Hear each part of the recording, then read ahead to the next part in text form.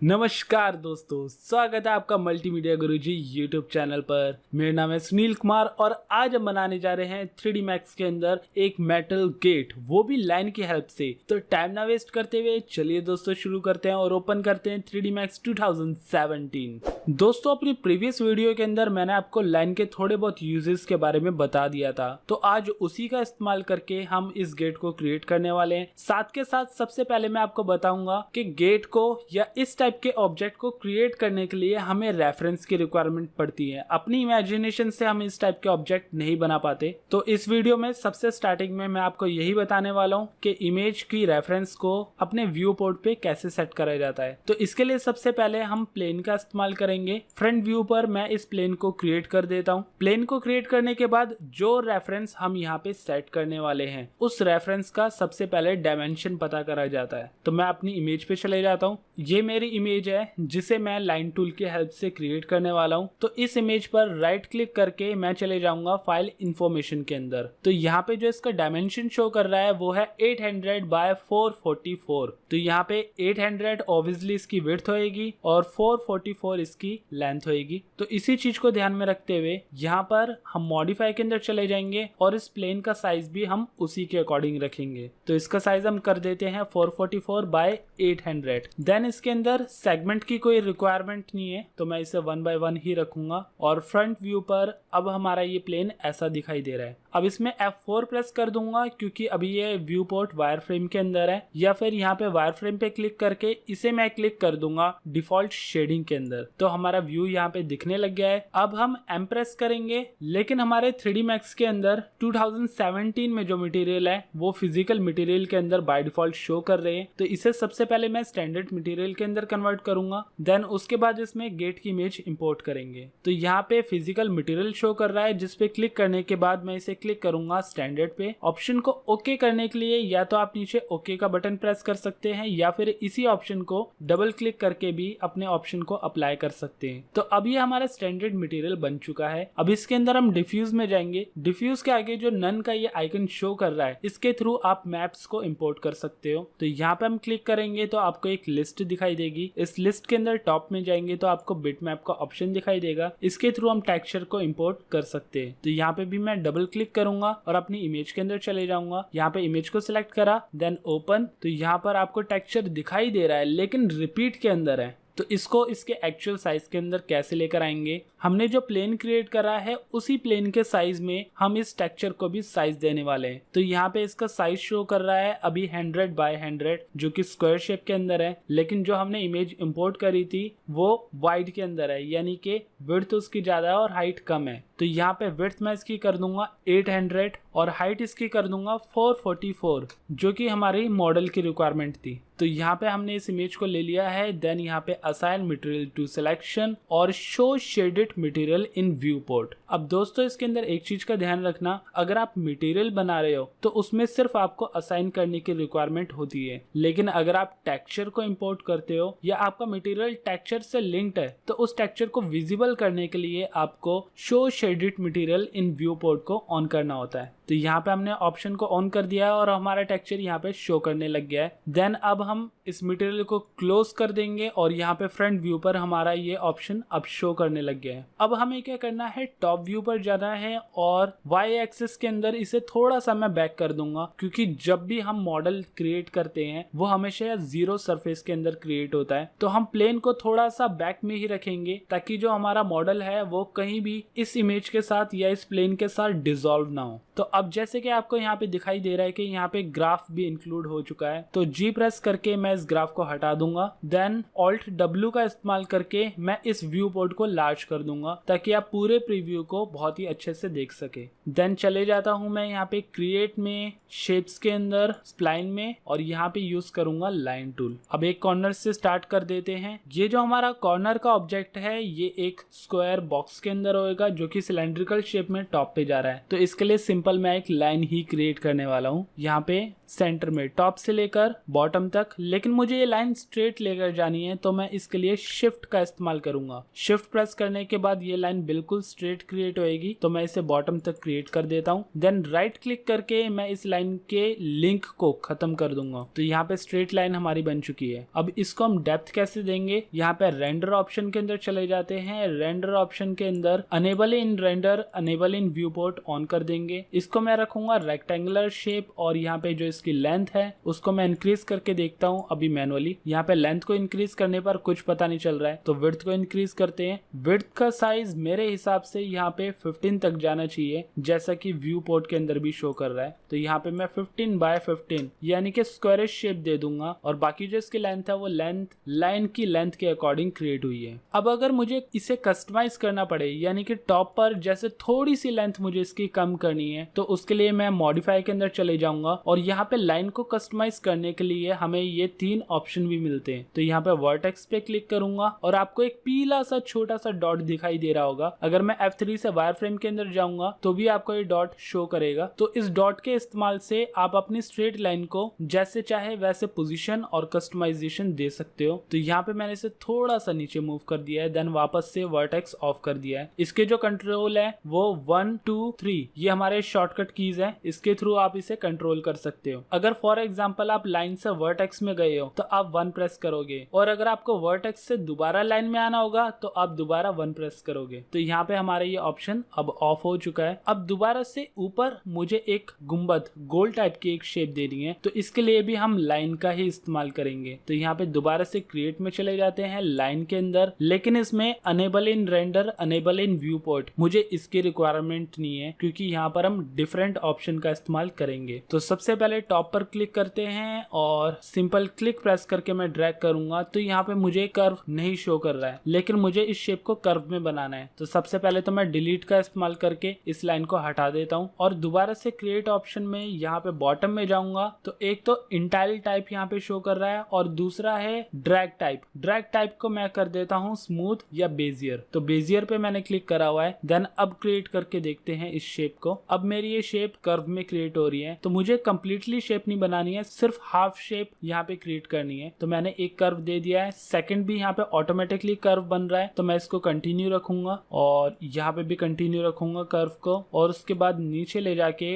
यहाँ पे इस शेप को कंप्लीट कर दूंगा। देन राइट क्लिक करके ये शेप खत्म हो चुकी है। तो इस टाइप से कर्व हमने क्रिएट करा है। अगर इसको और भी डीप करना हो तो यहाँ से सिंपल मैं 1 प्रेस करूंगा और वर्टेक्स के अंदर आ जाऊंगा। यहाँ पे अगर मुझे चेंजेस करने हो तो मैं बेजियर के इस ऑप्शन के थ्रू इसे चेंज कर सकता हूँ। तो यहाँ पे जैसे कि मैंने इसे डायरेक्शन दे दी है एक डिफरेंट, और यहाँ पे भी इसे एक डिफरेंट डायरेक्शन दे देंगे। देन यहाँ पे भी एक डिफरेंट डायरेक्शन, और यहाँ पे थोड़ा सा मैं इसे वापस बाहर की साइड बैक कर देता हूँ, और यहाँ पर मुझे कर्व नहीं मिल रहा है तो मैं राइट क्लिक करके यहाँ पे क्लिक कर दूंगा बेजियर कॉर्नर पे, और अब मैं इस शेप को एडजस्ट कर सकता हूँ अपनी रिक्वायरमेंट के अकॉर्डिंग। तो ये हमने सेटअप कर दिया है। अब यहाँ पे इस वर्टेक्स को वापस से ऑफ कर दूंगा और इसके अंदर अप्लाई करूंगा एक मॉडिफायर। इस मॉडिफायर का नाम है मॉडिफायर लिस्ट के अंदर एल से लेथ अप्लाई कर देंगे। तो ये क्या करता है, हमारी ड्रॉ करी हुई उस शेप को 360 डिग्री एक सिलेंड्रिकल शेप में कन्वर्ट कर देगा। तो यहाँ पे जैसे ये शेप शो कर रही है, इसका एक्सेस पॉइंट डिसाइड करता है कि इसकी जो रेडियस है वो कहाँ तक जाएगी। तो यहाँ पे लेथ के ऑप्शन को मैं ओपन करता हूँ और एक्सेस पे क्लिक करता हूँ। देन इसमें एक्स एक्सेस पे मूव करके मैं इसको लेकर चले जाऊंगा अपनी रिक्वायरमेंट के अकॉर्डिंग विड्थ पर। तो जैसे ही परफेक्टली विड्थ मुझे यहाँ पे शो करेगी, मैं इस एक्सेस को वापस से ऑफ कर दूंगा, और यहाँ हमारा फर्स्ट कॉर्नर जो है वो क्रिएट हो चुका है। देन अब इसके बाद इस गेट की जो फ्रेम है वो हमें क्रिएट करनी है। तो इसके लिए दोबारा से मैं लाइन टूल में चले जाऊंगा, और इसमें enable in render, enable in viewport मुझे ऑन करने की रिक्वायरमेंट पड़ेगी। यहाँ पे रेक्टेंगुलर शेप जो सेट हुई हुई है उसको मैं अपनी रिक्वायरमेंट के अकॉर्डिंग चेंज करूंगा। पहले मैं एक लाइन क्रिएट करके देख लेता हूँ यहाँ पे कि इसकी जो डेप्थ है वो कितनी कितनी क्रिएट हो रही है, बट फिलहाल के लिए मैं यहाँ पे 5-5 पॉइंट लेंथ और विड्थ दे देता हूँ। तो यहाँ पे मैंने एक क्लिक करा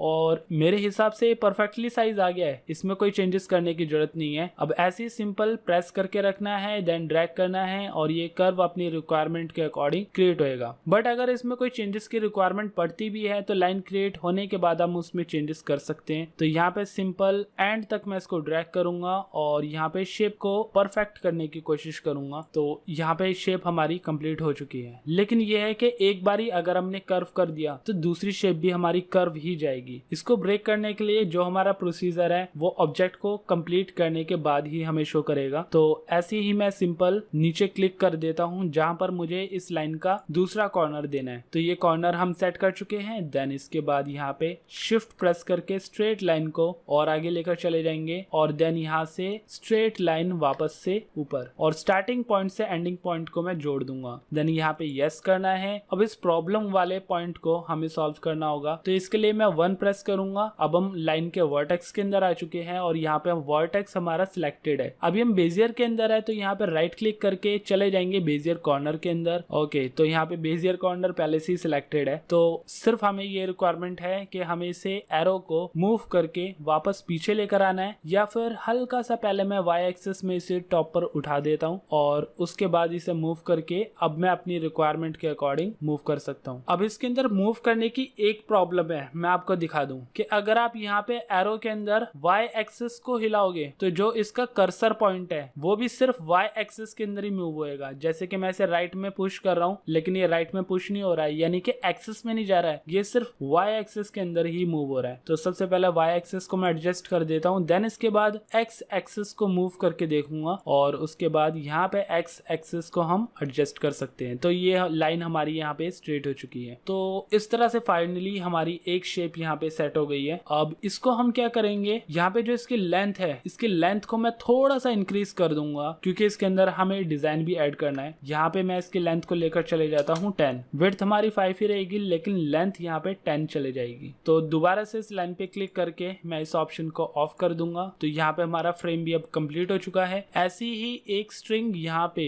सेंटर से होती हुई जा रही है। तो इसके लिए दोबारा से लाइन टूल ले लेंगे और इसको भी क्रिएट कर देंगे। एक पॉइंट से यहाँ पे सेंटर में प्रेस करा और ड्रैग करा, एक कर्व यहाँ पे क्रिएट हो रहा है। देन दूसरी डायरेक्शन में इस कर्व को दूसरी साइड कंप्लीट कर देंगे और राइट क्लिक करके इस पॉइंट को भी कंप्लीट कर दिया। तो लास्ट प्रॉपर्टी जो मैंने अप्लाई करी थी वही प्रॉपर्टी इस शेप के अंदर भी अप्लाई हुई है। तो हमें अभी कोई चेंजेस करने की रिक्वायरमेंट नहीं पड़ेगी। देन यहाँ पर हमारा सेंटर का ये फ्रेम भी बन चुका है। अब इसके बाद जो स्ट्रेट स्ट्रिंग यहाँ पे क्रिएट हुई हुई है हम इनको पहले क्रिएट कर लेते हैं। देन इसके बाद हम कर्सिव डिजाइन्स के अंदर जाएंगे। तो इसके लिए लाइन टूल का इस्तेमाल करेंगे और इसमें enable in render, enable in viewport on रखेंगे और इसके बाद रेडियल ऑप्शन इसमें ऑन कर देंगे। बट अभी चेक करके देखेंगे कि रेडियल की कितनी रिक्वायरमेंट यहाँ पे पड़ेगी। इसके लिए टॉप के एक स्ट्रिंग पे क्लिक करा, देन इसके बाद शिफ्ट प्रेस करके नीचे स्ट्रेट लाइन लेकर आ गए और यहाँ पर कहीं पर भी बीच की पोजीशन पे हमने क्लिक कर दिया। देन राइट क्लिक करके इस लाइन को हम कंप्लीट कर लेंगे। इसमें रेडियस की अभी रिक्वायरमेंट पड़ रही है यहाँ पे थिकनेस 2.5 या फिर 5 तो कुछ ज्यादा हो जाएगा, इसे हम 4 कर देते हैं। इतनी लेंथ यहाँ पे ठीक है। अब इसके बाद हमने क्या करना है, मूव टूल का इस्तेमाल करेंगे और यहाँ पे शिफ्ट प्रेस करके इसकी कॉपी करेंगे, देन ड्रैग करेंगे अपनी रिक्वायरमेंट के अकॉर्डिंग कहाँ पे पोजीशन देनी चाहिए। बट ये पोजीशन थोड़ी सी डिफिकल्ट हो जाएगी, तो इसके लिए थोड़ा सा इजी प्रोसीजर हम ले लेते हैं। इसको हम क्लोज करते हैं और चले जाते हैं लाइन को सिलेक्ट करके टूल्स के अंदर। टूल्स में आ जाएगा एरे का ऑप्शन। एरे में डिफरेंस ये है कि जो भी हम मूवमेंट करेंगे या जो भी हम कॉपीज करेंगे उसका प्रीव्यू हम देख सकते हैं, उसमें जो चेंजेस करने चाहिए वो भी हम देख सकते हैं। तो यहाँ पर एक्स एक्सिस के अंदर मुझे इसकी पोजीशन को चेंज करना है, तो यहाँ पे मूव ऑप्शन है और ये है XYZ। एक्स एक्सिस के अंदर मुझे चेंजेस करने हैं, तो यहाँ पे सिंपल मैं 1 अमाउंट दे देता हूँ और नीचे काउंट यहाँ पे 10 शो कर रहा है। लेकिन यहाँ पे कॉपीज की कितनी रिक्वायरमेंट पड़ेगी, 1 2 3 4 5 6 7 8 9 10 11 पोजीशंस की रिक्वायरमेंट पड़ेगी। तो मैं यहाँ पे 11 दे देता हूँ। इस लाइन को मिला के टोटल 12 है। देन इसके बाद जो इसकी प्रॉपर्टीज है वो हमें इंस्टेंस रखनी है या कॉपी रखनी है। फिलहाल के लिए मैं यहाँ पे कॉपी रखूंगा और उसके बाद प्रीव्यू देख लेते हैं। तो अभी जो पोजीशन है वो कम है, मैं यहाँ पे बढ़ा के देखता हूँ कि कितनी पोजीशन इसके लिए ठीक रहेगी। क्लिक करते रहेंगे जब तक इसकी पोजीशन अपनी रिक्वायरमेंट के अकॉर्डिंग सेट ना हो जाए। 25 में लगभग ये अपनी सही पोजीशन पे पहुंच चुका है। मैं इसे 24 करके देखता हूँ। 24 कम पड़ रही है तो मैं इसे 24.75 कर दूंगा और ये अपनी पोजीशन से थोड़ी सी डिफरेंस है क्योंकि यहाँ पे एक स्टिक मुझे कम लग रही है। मैं इसे 12 कर देता हूँ। अब देखता हूँ इसकी पोजीशन 22.5। ओके, अब एग्जैक्टली यहाँ पे पोजीशन आ चुकी है। तो प्रीव्यू हमने देख लिया है, यहाँ पे ओके कर देंगे तो हमारी ये सभी लाइंस यहाँ पे क्रिएट हो चुकी है। अब मैं क्या करूंगा, एक लाइन को सिलेक्ट करूंगा और मॉडिफाई के अंदर जाऊंगा। मुझे अब क्या करना है, इस एक लाइन की हेल्प से बाकी सभी लाइंस को कंबाइन करना है ताकि मैं इसको बहुत ही इजी वे में एडजस्ट कर सकूं इस डिजाइन की हाइट के अकॉर्डिंग। तो इसके लिए मैं क्या करूंगा, एक लाइन को सिलेक्ट करके नीचे प्रॉपर्टीज के अंदर जाऊंगा, इसमें स्प्लाइन को सिलेक्ट कर लेता हूं, देन और नीचे जाऊंगा, इसमें ऑप्शन आ जाएगा अटैच का या फिर अटैच मल्टीपल का। ढेर सारी लाइन सिलेक्ट करनी है तो अटैच मल्टीपल रखेंगे। देन इसके बाद जितनी भी लाइन्स हमने यहाँ पे क्रिएट करी है वो सारी के सारी शो करेगी। अब आपने ये ध्यान रखना है कि कौन सी लाइन आपकी यहाँ पर क्रिएट करी हुई है। फर्स्ट लाइन जो अभी हमारी सिलेक्टेड है वो है लाइन नंबर 5, यानी कि लाइन नंबर 5 के बाद की जितनी भी लाइन्स यहाँ पे क्रिएट करी है वो सारी यही स्ट्रिंग्स है। तो इनको मैंने सिलेक्ट कर लिया, देन अटैच पे क्लिक कर दिया। सभी की सभी लाइन्स अब अटैच हो चुकी है। अब सिंपल मुझे क्या करना है, यहाँ पे वर्टेक्स को सिलेक्ट करना है। चाहूँ तो मैं वायर फ्रेम के अंदर भी जा सकता हूँ और यहाँ पे वर्टेक्स के अंदर जाना है। यहाँ पे एक वर्टेक्स सिलेक्ट करेंगे, देन ड्रैग करेंगे थोड़ा थोड़ा नीचे इस डिजाइन के अकॉर्डिंग, ऐसे ही सेम इसको भी, और ऐसे फास्टली आपको मूव करके दिखाता हूँ।